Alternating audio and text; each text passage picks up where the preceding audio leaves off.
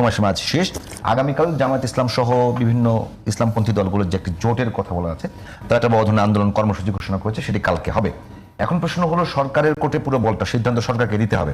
সেক্ষেত্রে দুই জোট, বিএনপির জোট এবং সরকার জামাতের জোট, দুই দিকে সরকারকে যে কোনো একটা সিদ্ধান্ত দিতে হবে। হয় নির্বাচনের দিনেই ভোট, নির্বাচনের দিনেই গণভোট, মানে জাতীয় নির্বাচনের দিনে গণভোট, অথবা আগে। তো এখন দুইটা সিদ্ধান্ত বাকি আছে, কিন্তু একটা সিদ্ধান্ত দিলেই কোনো একটা জোটের অ্যাগেনিস্টে যায়। সামনে কি এই বিষয়টির উপর ভিত্তি করে বাংলাদেশে বড় ধরনের নৈরাজ্যের সম্ভাবনা দেখছেন? বড় ধরনের নৈরাজ্যের দিকে শেষ পর্যন্ত যাবে না, কারণ হচ্ছে নির্বাচনটা সবার জন্যই দরকার। যদি বানচাল হয় তাহলে সবাই ক্ষতিগ্রস্ত হবে।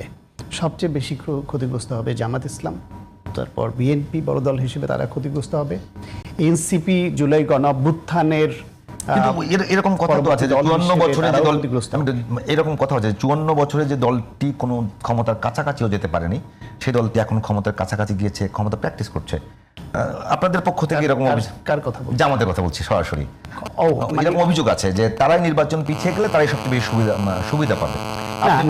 না, নির্বাচন পিছিয়ে গেলে সুবিধা পাবে, নির্বাচন পেছানোর সুযোগ তো নাই। তারা মনে করছে, জামায়াত মনে করছে যে তারা এখন বিভিন্ন জায়গায় গুরুত্বপূর্ণ পদগুলোতে তাদের লোক আছে, সুতরাং তারা নির্বাচন পেছালে তারা ওই সব জায়গায় তো আছেই, পাশাপাশি তারা আরেকটু নিজেদেরকে স্ট্রেংথেন করবে এবং বিএনপিকে যদি কোনোভাবে বিতর্কিত করা যায় সেই চেষ্টা তাদের থাকতে পারে। কিন্তু হিসাব বলছে, পর্যবেক্ষণ করলে আপনি বুঝতে পারবেন যে বিএনপি 236টা, 37টা করেছিল, একটা স্থগিত করলো, 236টা আসনে তাদের প্রার্থী ঘোষণা করে দিয়েছে। বিএনপির মতো দলে যেখানে 10 জন, 12 জন, 15 জন এরকম ক্যান্ডিডেটও থাকে এক একটা আসনে, মিনিমাম 2-3 জন, 4 জন থাকেই।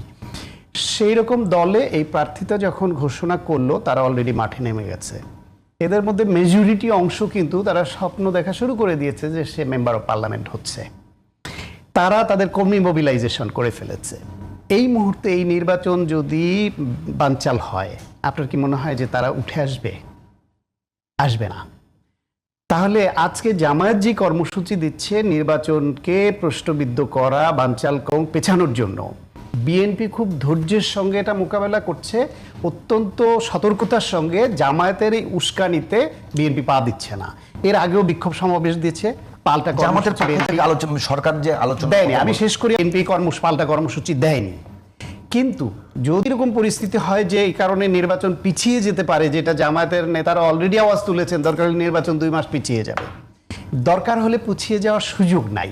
কারণ নির্বাচনে প্রার্থিতা ঘোষণা করার পরে বিএনপি কিন্তু কোনোবারই এত আগে প্রার্থিতা ঘোষণা করেনি। নিশ্চয়ই তাদের একটা রাজনৈতিক কৌশল আছে যে কেন বিএনপি এত আগে, তফসিল ঘোষণারও এত আগে তারা কেন প্রার্থী ঘোষণা করে দিল। সুতরাং বিএনপি তখন পরিস্থিতির কারণে বাধ্য হয়ে, তাদের বাধ্য করলে তারাও কর্মসূচি দিবে। কর্মসূচি দিলে তখন যদি জামায়াত যদি রাস্তায় সাংঘর্ষিক রূপ নেয় এই দুই পক্ষের মধ্যে, পতিত ফ্যাসিবাদ যারা কয়জন বিদেশে গেছে, যে কজন বিদেশে গেছে, 16 বছর ধরে তারা যে অস্ত্রের ভান্ডার তৈরি করেছিল, বিভিন্ন ভিডিও ফুটেজগুলো আপনি তো দীর্ঘদিন সংবাদ মাধ্যমে একটু মেমোরিতে এনে দেখেন যে গোলাগুলি নিজেদের মধ্যে হতো, সেই অস্ত্রগুলো কোথায়? ইন্ডিয়া কি অবৈধ অস্ত্র সহ কাউকে প্রশ্রয় দিচ্ছে? যেতে দেয়নি তো। তাহলে পতিত ফ্যাসিবাদ গোষ্ঠী যারা এই দেশে চুপচাপ আছে এখন কৌশলগত কারণে, অবস্থানের কারণে সেই অস্ত্র তাদের হাতে আছে, তারা এই সুযোগটা নিবে। তখন অবধারিতভাবে এই বিএনপি এবং জামাতের সাংঘর্ষিক অবস্থান এবং ফ্যাসিবাদ গোষ্ঠী যে তখন সুযোগ গ্রহণ করবে, দেশের এমন পরিস্থিতি হবে তখন এই সরকার টিকবে না। তাহলে একটা শূন্যতা তৈরি হবে। সেই শূন্যতার সুযোগটা শূন্য তো রাখা যাবে না, কাউকে না কাউকে তো দেশ পরিচালনার দায়িত্ব তখন নিতে হবে। সেটা কারা হতে পারে? মার্শাল্লাহ হতে পারে, সেনাবাহিনী অ্যাসিস্টেন্ট, অন্য কিছু হতে পারে।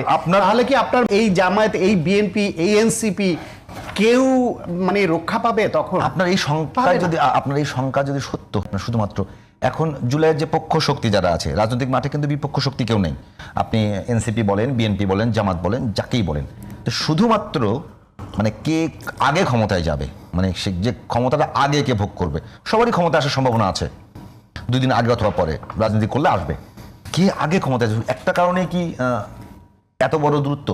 না, সবাই ক্ষমতা আসার সম্ভাবনাও দেখছে না এরা। কে আগে যাবে সেই প্রশ্নটা মুখ্য না। এই যে বিএনপি বাদে বাকি সকল শক্তিগুলো তারা ধরে নিয়েছে আওয়ামী লীগ আর বিএনপি বাংলাদেশে এই দুইটা দল ছিল কম্পিট করার মতো বড় দল, অন্য কোনো দল ধারে কাছে ছিল না। আওয়ামী লীগ পতিত হওয়ার পরে এদের মনে মগজে ওই ধারণাটা ঢুকে আছে ক্ষমতায় তো বিএনপি আসবে, সেই জন্য তাদেরকে বিএনপিকে কত মানে দৈর্ঘ্যের রশি দিয়ে কতভাবে পেঁচিয়ে বাঁধা যায় সেই প্ল্যান নিয়ে সবাই ব্যস্ত, যে বিএনপি ক্ষমতায় আসলেও যেন তারা রাষ্ট্র পরিচালনা স্বাধীনভাবে করতে না পারে, তাদেরকে আষ্টে পৃষ্ঠে বাঁধতে হবে। আর যদি জামায়াত, এনসিপি বা অন্য কোনো গোষ্ঠী যদি মনে করতো যে তারা ক্ষমতায় আসবে, তাহলে বিএনপি নোট অফ ডিসেন্ট যদি দিয়েও থাকে কোথাও, যেখানে যেখানে দিয়েছে তো বটেই, সেইগুলি বিএনপি তো বলেছে তারা জনগণ যদি এই নোট অফ ডিসেন্ট দেওয়ার পরেও জনগণ তাদের রায় দেয় পক্ষে, তাহলে তারা প্রথম প্রায়োরিটি ধরবে। সব দল মিলে একমত হয়েছে যে এই বিষয়গুলি সেগুলো বাস্তবায়ন, তারপরে 31 দফার বাকি যেটা থাকে সেটা।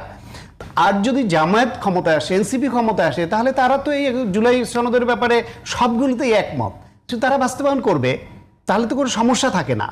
মোট কথা হলো তারা যে ক্ষমতায় আসবে এই স্বপ্ন তো দূরের কথা, এই দুঃস্বপ্ন তারা দেখতে পাচ্ছে না বলেই তারা এই জুলাই সনদ নিয়ে এত কথা এবং এত কিছু করছে। তাদের ন্যূনতম সম্ভাবনা যদি দেখতো যে আমরা তো ক্ষমতায় যাবই, সুতরাং বিএনপি কোথাও কোথাও আপত্তি করলে কিচ্ছু যায় আসে না,